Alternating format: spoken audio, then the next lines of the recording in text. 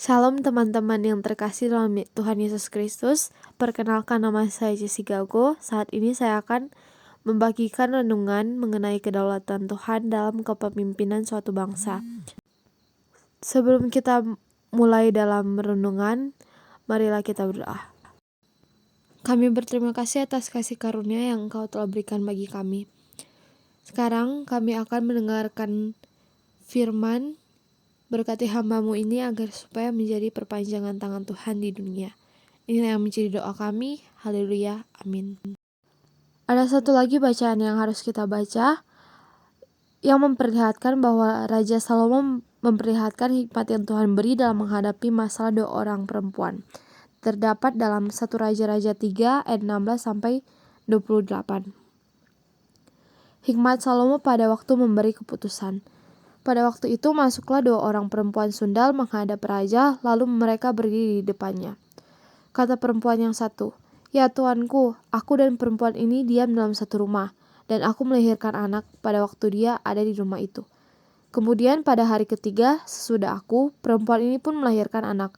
Kami sendirian, tidak ada orang luar bersama-sama kami dalam rumah, hanya kami berdua saja dalam rumah. Pada waktu malam, anak perempuan ini mati karena ia menidurinya. Pada waktu malam, ia bangun, lalu mengambil anakku dari sampingku, sementara hamba-Mu ini tidur, dibaringkannya anak itu di pangkuannya, sedang anaknya yang mati itu dibaringkannya di pangkuanku. Ketika aku bangun pada waktu pagi untuk menyusui anakku, tampaklah anak itu sudah mati.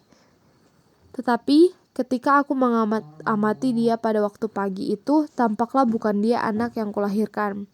Kata perempuan yang lain itu, "Bukan, anakkulah yang hidup dan anakmulah yang mati." Tetapi perempuan yang pertama berkata pula, "Bukan, anakmulah yang mati dan anakkulah yang hidup." Begitulah mereka bertengkar di depan raja. Lalu berkatalah raja, yang seorang berkata, "Anakkulah yang hidup ini dan anakmulah yang mati."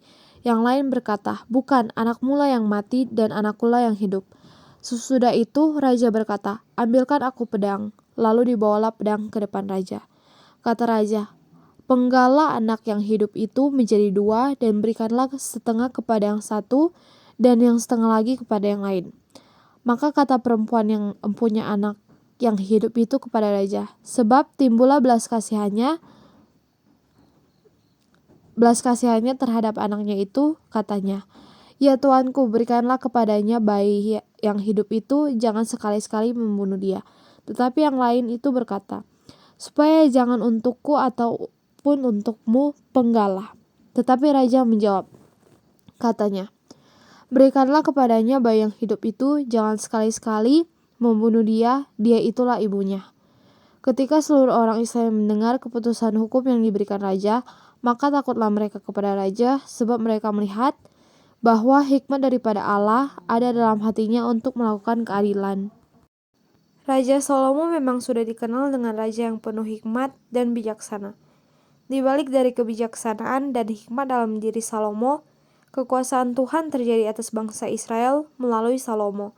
Masa kejayaan bangsa Israel juga ada pada saat Salomo memimpin.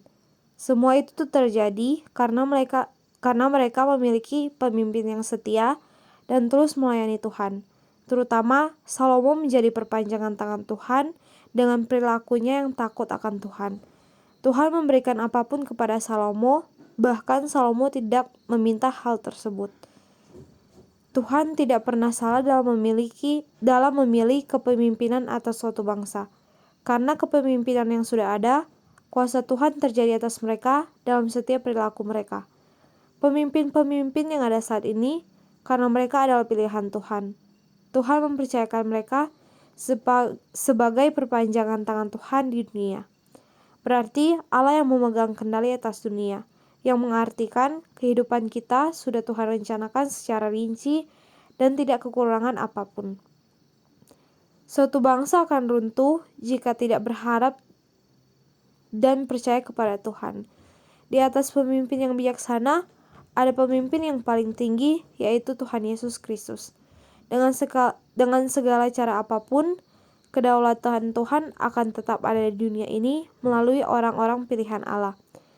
Dalam masa depan kita, bisa kita perlihatkan bahwa kedaulatan Allah akan tetap ada dan tidak akan musnah.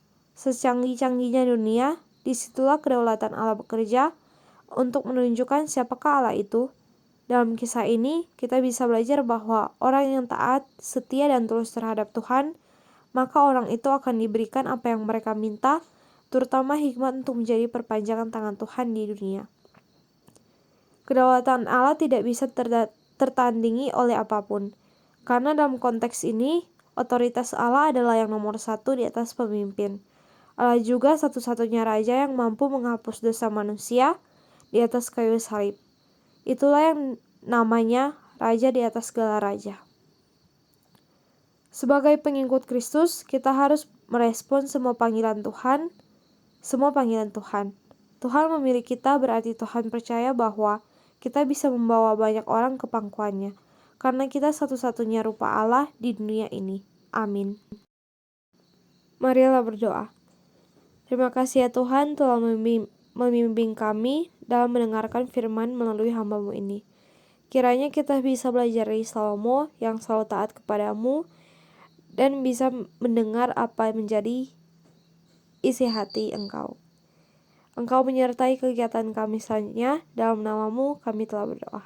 Amin. Inilah renungan yang bisa saya bawakan untuk teman-teman sekalian. Semoga Tuhan menyertai kita semua dan terima kasih.